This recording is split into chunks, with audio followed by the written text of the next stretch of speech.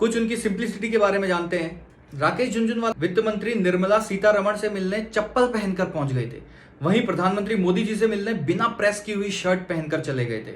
Diabetes की वजह से इनके पैरों में सूजन थी और वो ठीक से चल नहीं पाते थे। एक इंटरव्यू के दौरान उन्होंने ये भी बताया था कि मैं डायबिटिक हूं और मछली की तरह शराब और सिगार का सेवन करता हूं। एक इंटरव्यू के दौरान जब उनसे पूछा गया कि राकेश झुनझुनवाला साहब, आप अपने आप को किस तरह के आदमी के रूप में देखते हैं, as a family man, as a investor और एज अ बिजनेसमैन, तो राकेश झुनझुनवाला ने यह जवाब दिया था कि अल्टीमेट ट्रुथ तो डेथ है, जो अंतिम सत्य है वो है मृत्यु।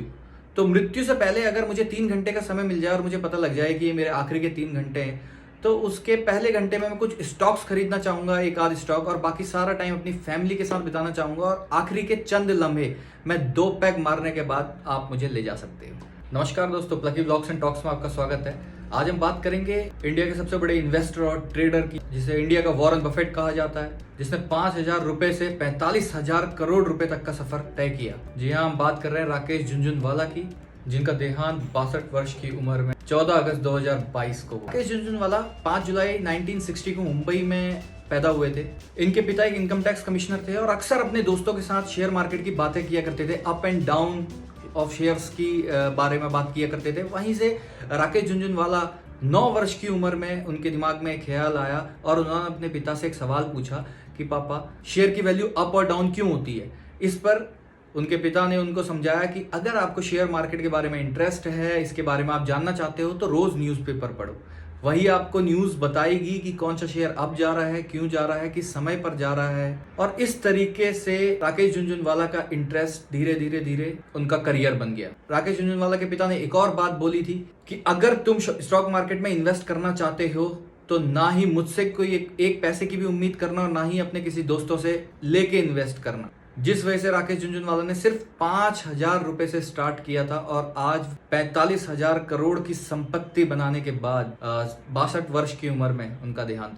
इसके अलावा वो चेयरमैन थे एप्टेक लिमिटेड के, हंगामा डिजिटल मीडिया के, और ओनर हैं आकाशा एयरलाइंस के। और उन्होंने कुछ मूवीज भी प्रोड्यूस की हैं, जैसे कि की एंड का इंग्लिश विंग्लिश एंड शमिताब। राकेश झुनझुनवाला सादगी में रहना काफी पसंद करते थे और रिस्क लेने से कभी नहीं डरते। कुछ उनकी सिंप्लिसिटी के बारे में जानते हैं। राकेश झुनझुनवाला वित्त मंत्री निर्मला सीतारमण से मिलने चप्पल पहनकर पहुंच गए थे। वहीं प्रधानमंत्री मोदी जी से मिलने बिना प्रेस की हुई शर्ट पहनकर चले गए थे। डायबिटीज की वजह से इनके पैरों में सूजन थी और वो ठीक से चल नहीं पाते थे। एक इंटरव्यू के दौरान उन्होंने ये भी बताया था कि मैं डायबिटिक हूं और मछली की तरह शराब और सिगार का सेवन करता हूं। एक इंटरव्यू के दौरान जब उनसे पूछा गया कि राकेश झुनझुनवाला साहब, आप अपने आप को किस तरह के आदमी के रूप में देखते हैं, as a family man, as a investor और एज अ बिजनेसमैन, तो राकेश झुनझुनवाला ने यह जवाब दिया था कि अल्टीमेट ट्रुथ तो डेथ है, जो अंतिम सत्य है वो है मृत्यु। तो मृत्यु से पहले अगर मुझे 3 घंटे का समय मिल जाए और मुझे पता लग जाए कि ये मेरे आखिरी के 3 घंटे हैं, तो उसके पहले घंटे में मैं कुछ स्टॉक्स खरीदना चाहूंगा, एक आध स्टॉक, और बाकी सारा टाइम अपनी फैमिली के साथ बिताना चाहूंगा और आखिरी के चंद लम्हे मैं 2 पैग मारने के बाद आप मुझे ले जा सकते हो। उन्होंने ये बोला था कि उनके जो जुड़वा बच्चे हैं वो 25 साल की उम्र तक, बड़े होने तक वो उनको देखना चाहते हैं। विधि का विधान को कुछ और मंजूर था। राकेश झुनझुनवाला की 3 लर्निंग्स हैं जिन उसूलों पर वो स्टॉक मार्केट में निवेश करते थे। वो 3 रूल कुछ इस प्रकार हैं। पहला है बाय राइट होल्ड टाइट, हमेशा सही कंपनी के शेयर खरीदो जिसकी फंडामेंटल्स काफी स्ट्रांग है और उन्हें होल्ड करके रखो। हैव पेशेंस, हमेशा पेशेंस रखो। और तीसरा उसूल था टेक रिस्क, हमेशा रिस्क लो।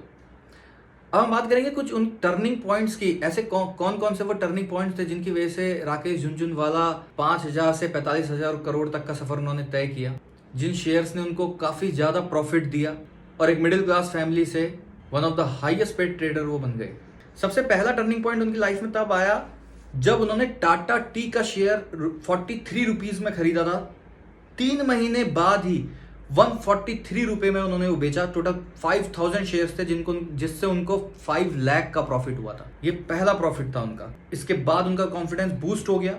इसके बाद 1986 में सासागोवा आयरन ओर की एक कंपनी है जिसे आज वेदांता लिमिटेड के नाम से भी जाना जाता है। 1986 में इसके भाव काफी गिर गए थे क्योंकि आयरन और स्टील के रेट उस समय काफी डाउन थे, पर क्योंकि वो ये जानते थे कि आयरन और स्टील की डिमांड कभी खत्म नहीं होगी, अपना सारा पैसा उन्होंने सासागोवा आयरन ओर में लगा दिया। उस समय उन्होंने 25 से 26 रुपए के ये शेयर खरीदे थे। ये ऐसा टाइम है सासागोवा आयरन ओर से हर इन्वेस्टर अपना पैसा निकाल रहा था। उस समय उन्होंने सारा पैसा डाल के ये खरीद लिया था और अगले ही साल उन्हें इसमें प्रॉफिट मिला 30% का और वो लखपति बन गए। इससे अगला टर्निंग पॉइंट उनकी लाइफ में तब आया 1989 में नेशनल बजट अनाउंसमेंट के दौरान, जब वीके सिंह की सरकार थी। सब लोग अपना पैसा स्टॉक मार्केट से निकाल रहे थे क्योंकि बजट अनाउंस होने वाला था और सबको ये लग रहा था कि बिजनेस फ्रेंडली नहीं होगा, बजट बिजनेस फ्रेंडली नहीं होगा। राकेश झुनझुनवाला काफी अच्छा अध्ययन करके पैसा लगाते थे। उन्हें वीके सिंह के बारे में पता था, कॉमर्स रह चुके हैं, बिजनेस बैकग्राउंड से हैं,